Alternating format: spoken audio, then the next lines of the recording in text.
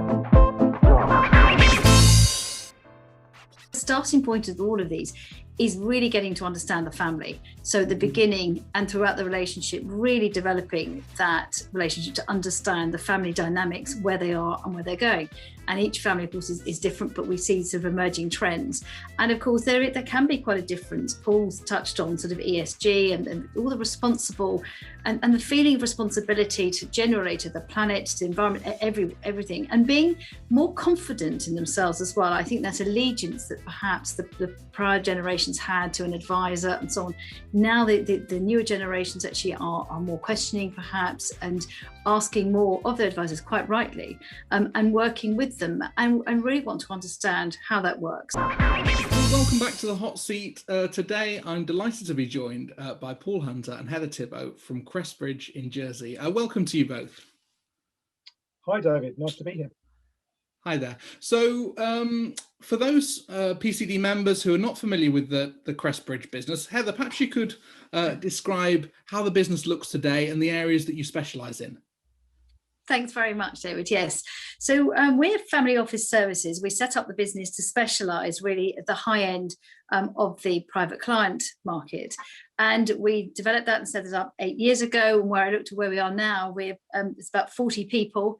We're based in 4 jurisdictions, and that's Jersey, Cayman, London, and also in the US in Wyoming. And we're looking after international clients. Interestingly, about half of our client base is Middle Eastern. And the others are international, touching all areas of the globe, but particularly Europe and the US, which we see as a particularly growing market.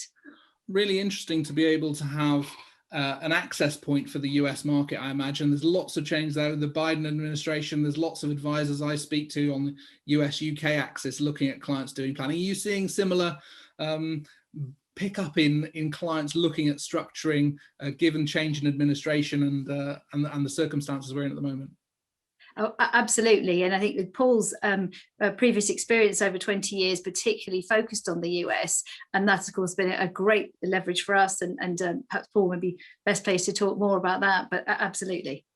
Okay, terrific. Well, Paul, it was great to have you on a recent Middle Eastern series discussion on succession planning. Within that, we were talking about the importance of good governance and how central that is to clients in getting planning right. We were talking about charters and the implementation of charters. I mean, perhaps you could just give us a sense of what you see some of the important things that Middle Eastern families are considering right now. Yeah, thank you, David. Yeah, absolutely. I think the governance question, I think, for our Middle Eastern clients has become super important. Certainly, where there's been a change in generation, or there is an upcoming change in generation, where the younger generation are coming to the founders of the wealth and saying, look, I love the way that you've run this so far, but now things have changed, the world has changed, the family's changing. We need to think about how we plan for the next generation, the generation after that. And so family constitutions have become really important. Proper governance reviews of the structures that are in place already, so that the younger generation can have a say in how things are managed, how the investments are chosen. Things like ESG, impact investing, these questions are all coming up right now. And there's a really interesting conversation in these families now, because they're hitting that generation gap. Okay, and yeah, and those families naturally also are very international in nature, or they internationalize further with children often educated in the UK or the US, then putting down roots, establishing businesses. So that creates a lot of complexity, I imagine, for you as trustee to try and navigate. Yeah, well, if nothing, from a cultural point of view, from a knowledge point of view. So a lot of those, as you rightly said, the next generation have often been educated in the States, they've been educated in the UK or Europe, and they come back with different ideas on how things can be managed. So, and then on top of that, of course, the complexity of immigration, tax situation. You know, you mentioned US people, of course, and like Heather was referencing before.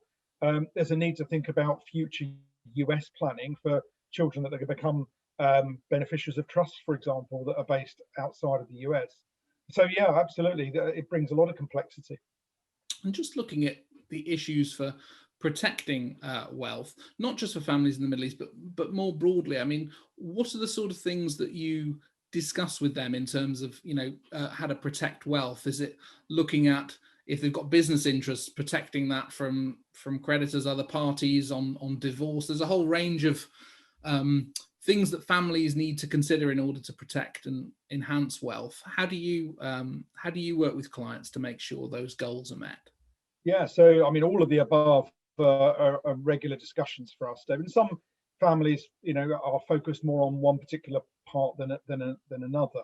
But generally, we work with advisors very closely. So the legal community will work very closely with, in terms of building a structure that's fit for purpose for whatever risk that the family is looking at. I mean, one thing I will say is, certainly in the Middle East, security of information is really important for a number of the families that we work with. Not that they're trying to hide anything unnecessarily from anybody that has the right to look at that information, but they want to keep a modicum of privacy in their affairs. So that's one of the subjects that often comes up quite regularly for us. We have various methods of planning for that. Okay, thank you. Heather, I mean, do you see the next generation of families coming through having different priorities to their parents, and how do you square that in terms of trying to create these multi-generational wealth transfer structures that can survive these family dynamics? I mean, very good question, David. That's so right. And of course, the starting point of all of these is really getting to understand the family. So at the beginning and throughout the relationship, really developing that relationship to understand the family dynamics, where they are and where they're going. And each family, of course, is different, but we see sort of emerging trends. And of course, there can be quite a difference. Paul's touched on sort of ESG and all the responsible and the feeling of responsibility to generator, the planet, the environment, everything, and being more confident in themselves as well. I think that allegiance that perhaps the prior generations had to an advisor and so on. Now the newer generations actually are more questioning perhaps, and asking more of their advisors, quite rightly, and working with them and really want to understand how that works. So in order to ensure that we're meeting those needs, it's really working with the patriarch or matriarch and working with them to involve the more junior members of the family in a way that they're comfortable with, understanding what their constitution is, how they see things working, and try and work with them and support that so that you can try and meet those changing needs as they evolve over the years as well. So education must be pretty critical there to make sure they understand the structure they're working within, the investments that they're considering. Absolutely, exactly. And of course, it's remembering each time that families have different levels of understanding, different appetites for that, and working with them to make sure that we help them and bring them on that journey so they feel part of it and it's not something that's too overwhelming, or some people feel sidelined. So it's actually working with them to support them on that. But you're absolutely right, education is key. We had an interesting session recently in an Entrepreneurs series where we discussed the transition from the family business to the business family, i.e. the family that owns a substantial stake in a business, and there is a liquidity event, and then they have to make that transition into actually investing in a variety of assets, making that asset generate a return. It's a critical moment of change in the family. Do you see your role important in supporting families through these life-changing events, perhaps where they prepare and sell a business, and what that means to their family? Oh, absolutely, because it has all been part of a team, and we view ourselves very much as part of a team with the clients themselves as well as with the advisors, and that's why it's been very clear. It's a bit like a sort of large project management sort of approach, and working with everybody and understanding everyone's appetites, how things are working, and supporting as you go, because some of them are navigating these sort of areas for the first time. There's a lot to take into account, different dynamics with different family members, different objectives, and it's working carefully with everybody to really understand them and support them in that, and make sure that they have the right advisors and the right people with them to make sure they come out of that in the right way. I mean, Paul, how do you see that, navigating the transition between owning a stake in a family business through to the liquidity event and the challenges that throws up for the family? Yeah, I think the biggest challenge that I've experienced with families going through that transition is the confidence that they have in running the business that they run, whatever that industry happens to be, to suddenly being fairly exposed to a new world where they're not quite as certain as they were in terms of how this can be managed, what kind of returns they can expect, how much involvement they should have in the decision-making process. So helping them work through that process is really important. I mean, they're all no questions are stupid in that respect. And I think, no one should be embarrassed, and it's really a case of having an open discussion with all of the generations that are there at the table, because they all have a stake in it. So it needs to take time. There needs to be a few conversations, but you spend that time and you'll get it right. Okay, thank you. You mentioned at the start, your service focuses on the family office.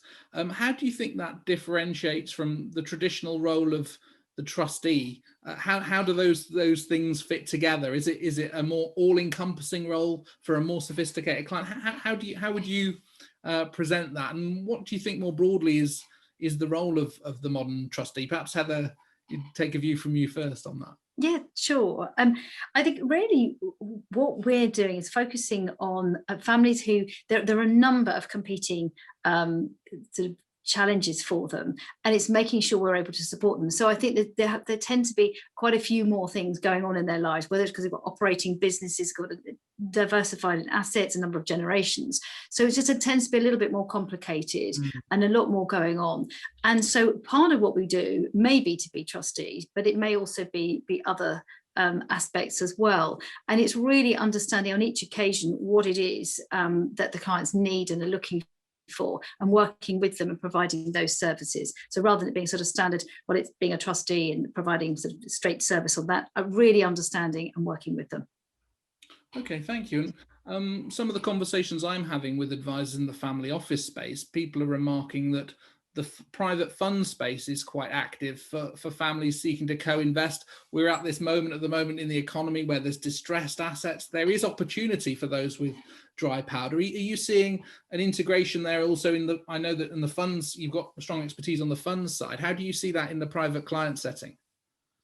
Very much so, actually, that we have a number of families who've come together, and it's again dependent on the advice and the people we're working with, whatever sort of vehicle that it's decided that they need to have in order to invest. But yeah, absolutely increasing, and a real desire to have that sophistication and understanding of working with people who can service really and look after their needs, and sometimes several families together, and making sure the structuring is right, and looking after that co-investment and taking that forward with the family members in the sort of the junior members as well as the senior.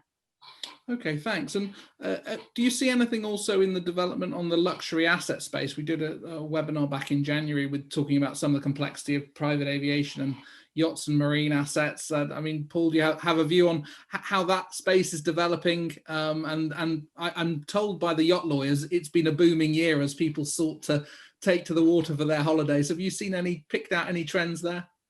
Yeah, I mean, the trend has been continuing for a while, really, David. I think in terms of luxury assets, and then having them held in a private structure that managed by professionals like ourselves. The one thing, interestingly, that I'll tell you a story. One of our clients once said to me, he hated his boat. He hated going on his boat, and I thought, well, that's a really interesting conversation. We didn't look after the boat at all, but he said when he got onto his boat, the captain would come over and say, well, my wages haven't been paid this week. He'd walk down the boat a bit further. The engineer would say, we need to do something with the engine. And someone else would come and say something else to him. And he actually said, I just wanted to get off the boat because it just felt like a hassle to me. What he really wanted is what hopefully the kind of things that we provide, services we provide, where we deal with all of that. So we can get on his boat and the captain comes up to me and says, you don't need to speak to me. You can talk to Paul because he does all that. I'm just going to sit on my deck and enjoy gin and tonic. Thanks very much. And I think that's kind of helping those people enjoy their wealth rather than feeling like it's a burden. I mean, that guy was very seriously looking to sell his boat because he really wasn't enjoying it at all. But yeah, I know, and it's but yeah, it's certainly, there's a growing trend. The structuring tends to be quite complex for various reasons, tax reasons often. And in fact, Heather's looking after a particular client right now. He's doing a massive refurbishment of a yacht, which is one big project, Heather, isn't it? That's right. So very exciting, and I think there's lots of scope to see that increasing. As Paul said, of course, you've alluded to, Dave, this is a trend, and we're just seeing more of it.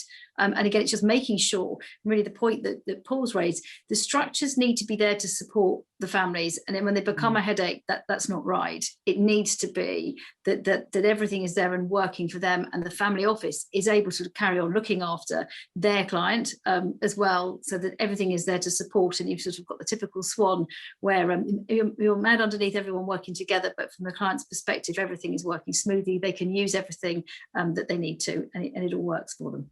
Thanks. And finally, I mean, you're both based in Jersey. Islands like Jersey, Channel Islands generally, has, I think, done pretty well throughout COVID.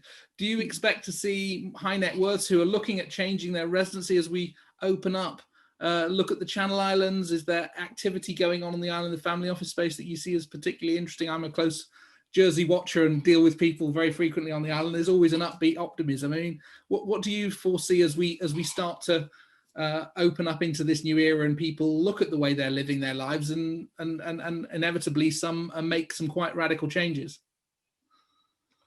Yeah, in fact, it's been a real positive trend for family offices moving to Jersey. Actually, I know a couple of families we know, really high quality families, have started to make their family office centre Jersey. I mean, they'll have satellite offices elsewhere, but Jersey is the hub for them, and that's really positive for the island.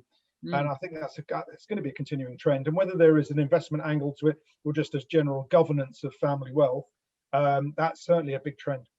And the interesting thing is we're able to help a little bit with that, even in the small part, helping them get started, helping them kind of get organised, and then they're able to fly on their own. Heather, is there anything to add on that inbound activity that's exciting for the island?